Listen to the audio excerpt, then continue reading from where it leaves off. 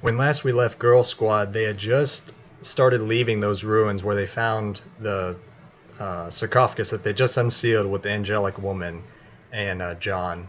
And John and the angelic woman had just left, and they had now just opened up that other door and start heading down away from these ruins further below the surface.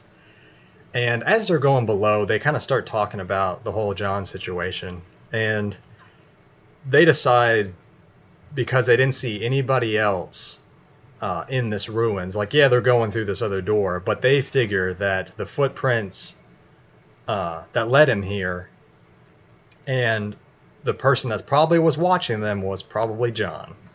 So they kind of try to put that behind them for right now. They're going to see where this goes. So they start heading further down. It takes them a good 10 minutes walking wise to actually get to the base of this stairway.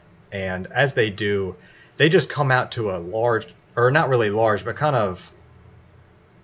kind of said that wrong. It's to like a narrow cave structure. And as they start to go through this cave structure, passageways kind of start going every which way.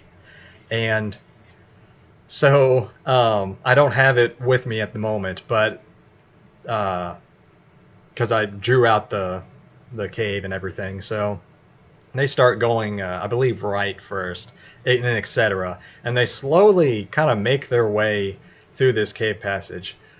What the best part was, at the very beginning, they didn't even, I guess you could say, they didn't even get lost, because there was many passageways I had that just kind of went in circles, and they easily bypassed those. So they get to, after I'd say about another 10 minutes of walking through these narrow cave structures, they get to this one in the center that kind of keeps going on for a good ways. And I tell them they spend a good like 30 minutes going through this one passageway. And I stop them and tell them, do you wish to continue? And they say yes. So they keep going. And that one passage leads or continues for about like 8 hours. It's a long way. It's just, one direction. No, it doesn't vary in left or right or anything. So eventually they get to the edge of this, the same cave structure, and it either goes left or right, and they decide to go right. And eventually they kind of make their way around and starts kind of leading back up towards the surface. So as they get to the surface, they kind of get through this grate, and eventually they come out to what looks like an old city / fortress, you could say, but now what looks to be converted into some sewers. And this place is pretty massive, pretty long and everything. So they come out to that. They start looking around. As they start looking around, they notice that in some of the rooms, there's actually one room that had a little small campsite. Just one campsite with just, say, 2 beds in it, 2 rolled up beds. They didn't see anybody, though, but somebody's using it. And after that, they check more of the rooms, and they notice that another room is what looks to be some narrow crypts that look to have some skeletons inside as well. So they don't disturb those. They get out of that. So they continue to look around, and they decide to head into like the northwest part of these sewers. And as they do, they eventually kind of come to 2 passageways. They take the left path first, and it leads to a dead end.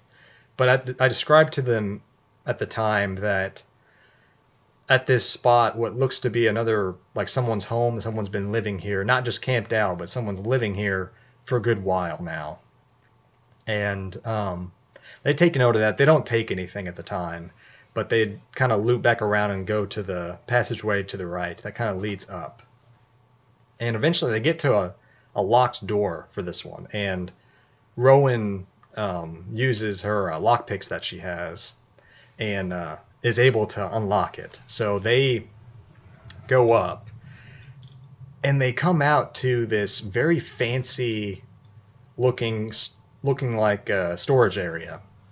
And so they open the door, and immediately they see an elf man kind of working in, like, they come out to a kitchen and they see an elf man.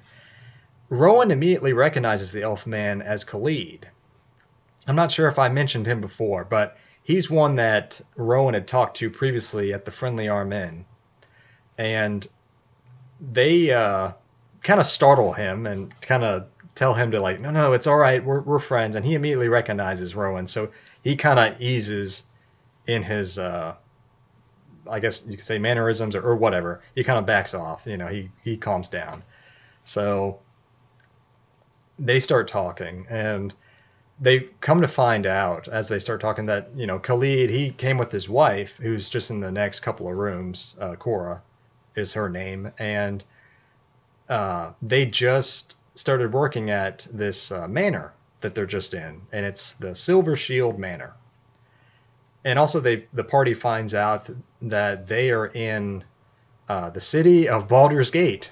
So they finally made it to Baldur's Gate. So they continue to talk to Khalid, and they thought about introducing themselves to Cora and the rest of the people of the manor, but they thought, you know what, let's not, because we're kind of technically broke in, let's just kind of go back the way we came. And Khalid agrees to not tell anybody that they were here. So they go back down in the sewers. And as they kind of continue through the sewers, they eventually get to a couple of rooms. One room in particular was like an old, what looks like, I described to them as an old Cyric altar. Looks like it was no longer in use. Another room, kind of just 2 doors down from it, it was closed off, but as they listened to the doorway, they could kind of hear this kind of grunting, this kind of heavy breathing, this kind of monster besides on the other side of the door. And somebody kind of just peeks through the door just a little bit, and they notice that a ghoul is on the other side of the door. And so they close it, and I want to say it was Taveri that actually writes on the door, "Danger, ghoul," and I want to say she wrote it in like black or red letters or something like that. So they take note of that, and afterwards they continue on, and eventually they come to this stairway leading up, another stairway leading up through the sewers. So they take that one. And they find they're in a basement with a single table in the center of the room. It looks like a kind of private place to maybe play some cards or have a private drink or something. And along the walls is tons of bottles of wine. And what was great is the players immediately see this and immediately go over and just start, without a second thought, just start taking all of the wine. And so I want to say at the time they get about, like, I think Devi and Taveri were the ones that were basically taking the wine, and they get about, I think, 20 bottles each. And I told them that the wine itself was actually pretty expensive, bottles of wine. Rowan decides, as they're doing this, okay, she's going to at least take a look at where they're at. So she goes up the stairs stealthily, and as she kind of rounds the corner, no one sees her. But as she rounds the corner, she notices an elf woman at the bar in the distance. And she kind of makes a sketch of her just in case. From what she can tell, she is in a tavern of some sorts. But she's not sure which one in the city. So she heads back down and kind of shows the party, Taveri and Devia, her sketch, and tells them that if we see her again, this is the place. So they decide they're not going to go up top. They're going to go back down into the sewers after taking the bottles of wine. And they go back down, and they start exploring more of the sewers. And eventually, they actually go down a little ways in some of the waterway area. There's a little grate, or kind of some bars, a little grate, or whatever. That's to the southwest area of the sewers. And they kind of go through that. And where it comes out at is actually near the docks of Baldur's Gate itself. And as they come up, they see tons of people in the area, not really paying them any mind, but kind of going about doing their thing. A lot of dock workers kind of picking up boxes and taking them to ships and whatnot. And so they start kind of looking around, and they finally notice the time of day. It's roughly about 6 p.m. at this time, and they decide, okay, let's go find a place to rest up at. And so they start asking around directions, and they ask this one gentleman passing by, where's a good inn that we can stay at? And he mentions right off the bat 2 inns. There's the Ye Old Inn, and there's the Elfsong Tavern. The Ye Old Inn is the one closest to them, near the docks, and the Elfsong Tavern's off to the east. So the party, they decide, okay, because they find out the Ye Old Inn's the cheapest inn of the place. So they decide, okay, let's just go in there. And as they enter, all the tables, the walls, everything looks like a mess. There's broken chairs, the plates aren't good, the food looks pretty old even. I mean, it's edible, but still. And there's nobody inside, like no customers really. And the only person inside is a lone old man, kind of just tending the bar. And when I say old man, he's probably roughly 68 to 70. So, I mean, give or take, somewhere in that range. So he greets them, and he welcomes them to the inn, and the party immediately just kind of to themselves have second thoughts about staying here. And I mean, at the same time, they even were kind of saying this aloud. So the old man, he kind of looks kind of down, and Devia has the idea that, you know what, even though we're not going to stay here's 100 gold for your time. We'll get out of your hair. And as Devia hands the gentleman the 100 gold, all of a sudden he looks really happy, and he tells the party that, yes, finally, I have enough to retire. And so he starts packing up his things.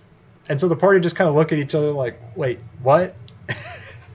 And so he, because they handed him the gold, he actually goes over to one of his drawers and pulls out what looks like a piece of paper. It looks like he signs it, and he hands it to Devia. And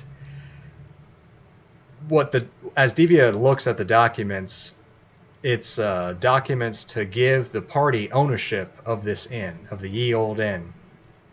And he signed it, so it's all good to go. He just says that you just need to take that to the bank, and they'll handle the rest.